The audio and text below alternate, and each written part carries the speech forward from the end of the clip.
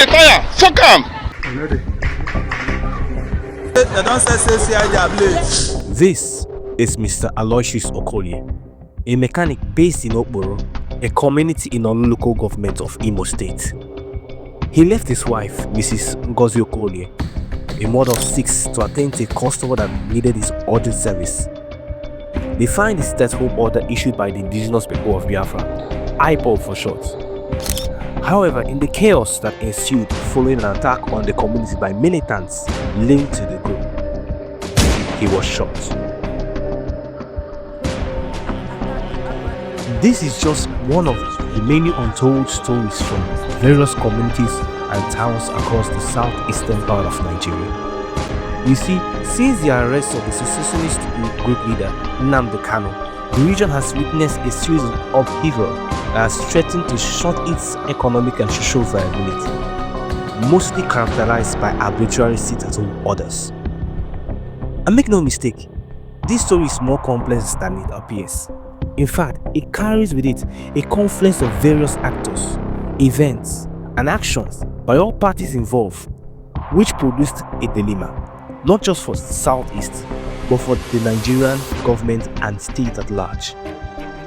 In this video, we'll look into the complexity and the complications of these sit-at-home orders, the real enforcers and players, the sponsors, the reaction, the causes, and the dilemma it presents to Nigeria. You see, this story is unlike what the media tells you. This is an unbiased approach to the security crisis in the East, and in fact, shows how this is just another episode in an interconnected chain of security crisis in Nigeria. Welcome to Vista.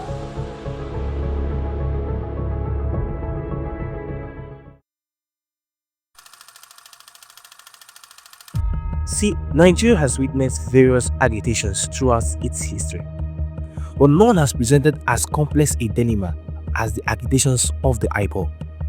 This agitation stems from a very remote history that goes back to the early years of Nigeria's independence. See, from 1967 to 1970, the country fought a brutal and deadly civil war that saw the loss of about 3 million lives, mostly Easterners of Igbo extractions, which by far is one of the deadliest conflicts of the 20th century. In the bid to create their own independent state known as Biafra. However, the war ended in the favor of the Nigerian military government, ending the secessionist attempts and reintegrating the region into the country. The then head of state declared, "No victor, no vanquished," as a reconciliatory slogan to show graciousness in victory. But more than half a century after the Civil War, the region has suffered neglect and yet to be truly integrated into the Nigerian system. This neglect has not only spurred resentment among the people, but has also triggered the resurgence of secessionist voices. And here's where the group, the indigenous people of Biafra, comes in. Formed in 2012 by its UK-based leader Nnamdi Kanu, the group grew popular over the years through its calls and criticism of Nigeria, courtesy of its radio broadcast known as Radio Biafra. By 2015, IPOB had already gained a large following across the southeast and parts of the south-south, holding rallies and protests, many of which allegedly turned bloody and reportedly saw the deaths of innocent protesters at the hands of elements of the Nigerian army.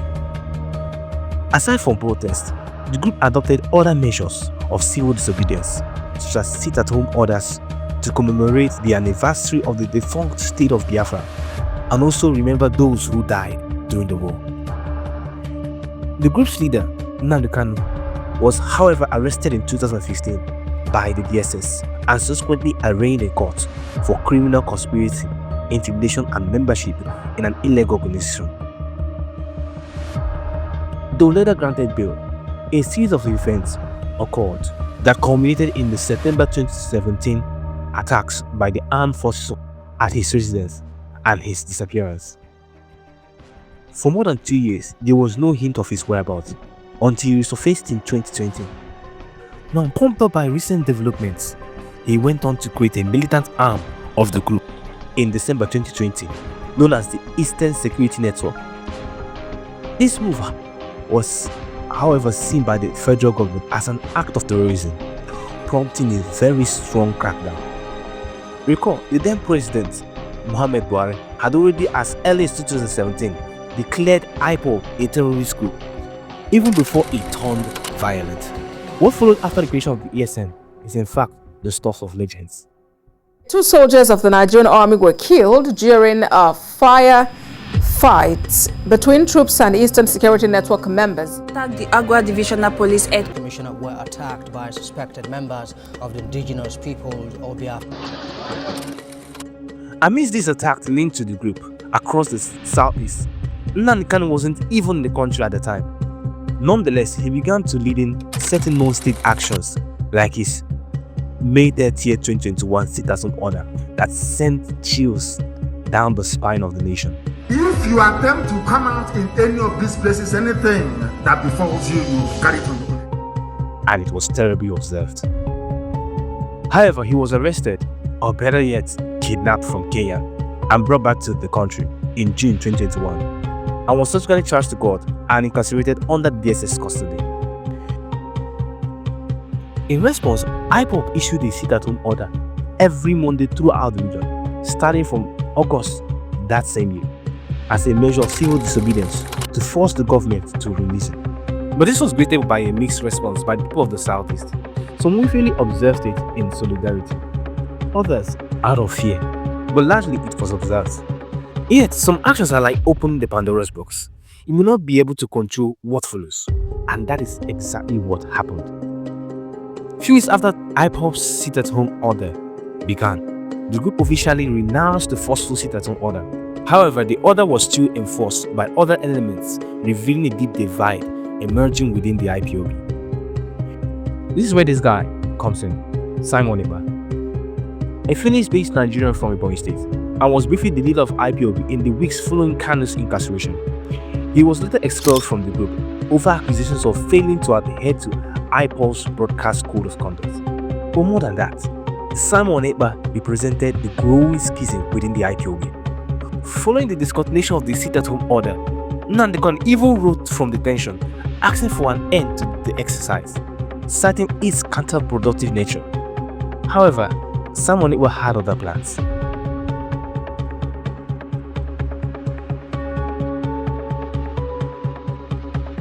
Bolstered by his own support base and access to resources, he led his own faction, which he now rebranded called Autopilot, issuing and enforcing sit-at-home orders in the name of agitating for Nnamdi Kanu's release.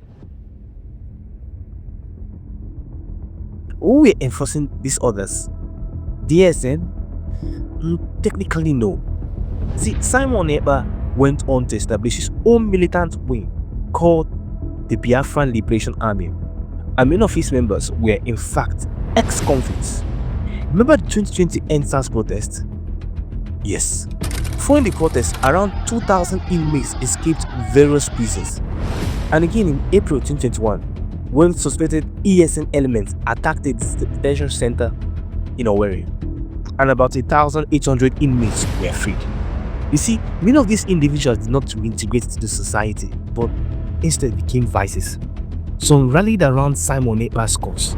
Others capitalized on the situation to perpetrate various crimes. What was intended to be a coordinated act of defiance quickly devolved into a nightmare. From an agitation movement to a full-blown security crisis, the Southeast, once regarded as one of the safest parts of the country, became a crime hotspot. As a result of these sit-at-home orders, the region has been losing on average $10 billion annually.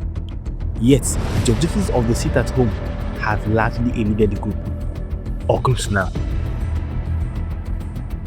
With the Nigerian government's attitude showing no signs of bending to pressure, and with the deepening security crisis, IPOB has grown increasingly unpopular, and it seems the federal government tactics is actually paying off for them. And in fact, it's encouraged to continue doing so. So far, the agitators continue with this approach, especially under Simon Ekpa. Take for instance a state with strong security presence like Enugu and Ebonyi. Adherence at home others is minimal to non-existent. Whereas in some other places like Imo State, where the major prison break happened, there has continued to be some level of crisis. Some of the prison escapees have even become tools for politicians and also carrying out kidnappings, organ harvesting operations, and forming criminal enclaves. First, sit at home movement has not helped the Southeast, but in fact worsened the crisis. Nnamdi Kanu has consistently called for peace in the Southeast, officially calling for an end to the sit-at-home orders in a direct letter to Simon Ekpa. And this letter is genuine, even confirmed by his legal counsel and not forged. However, various independent actors who have hijacked the movement and turned it into a money-making security crisis discarded it as a forgery. Simon Ekpa, for instance, benefits massively from this crisis. He receives a huge chest of donation. As a matter of fact, in February 2023, he was apprehended for money laundering in Finland, though he was later released. You see, Simon Ekpa's autopilot faction and his self-declared Biafra government in exile thrives on donation, especially from diaspora sympathizers. Using Nnamdi Kanu's plight and stoking this crisis creates avenue for him to demand for more funds. Like in 2024, when he claimed he would declare the state of Biafra by December and began asking for the nations to fund his agenda. But when arrested by the Finnish government for stoking violence and terrorism, he claimed he was just a content creator. Thus, agitation has unfortunately turned into a lucrative business. Hence, the constant shifting and postponing of various days for the so-called declaration of independence. Because in truth, there was no such plan in place. I want to talk about those who profit from this crisis by dishing out misleading and hate-mongering content on various monetized social media handles. The question is, what's the way forward for the region? This entire agitation has failed to bring the desired change, further has deepened the divide between the Southeast and the South-South, many of whom who no longer want to associate with the cause. Imagine if the funds being used to sponsor these terror activities were instead invested in the region. It will go in a long way in bringing about the changes the people have long desired. The southeasterners of Nigeria have thrived despite decades of neglect from the federal government. In fact, it remains the region with the lowest poverty rate in the country.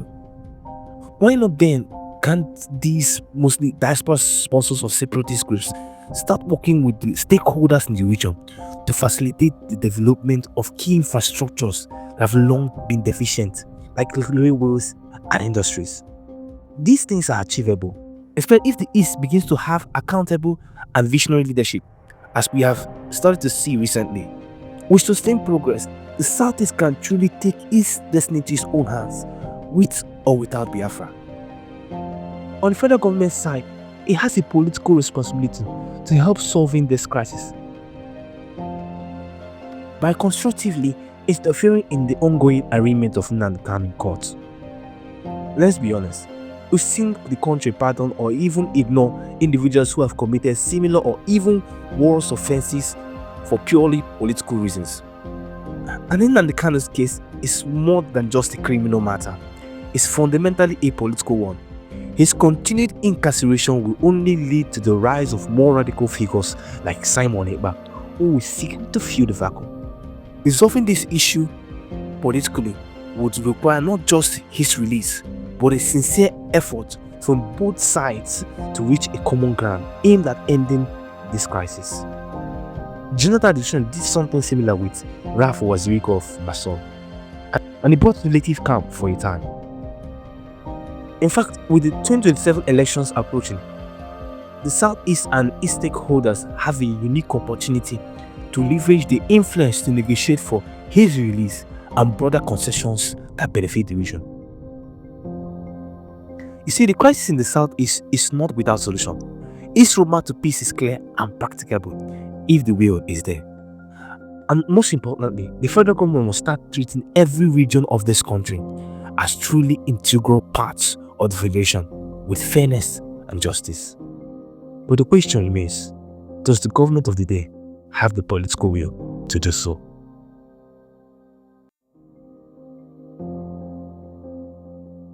Thank you for watching this video. We'd appreciate your like and you subscribe to this channel so you can help us reach more audience and keep us making more interesting contents like this. On to the next video. Stay in the loop.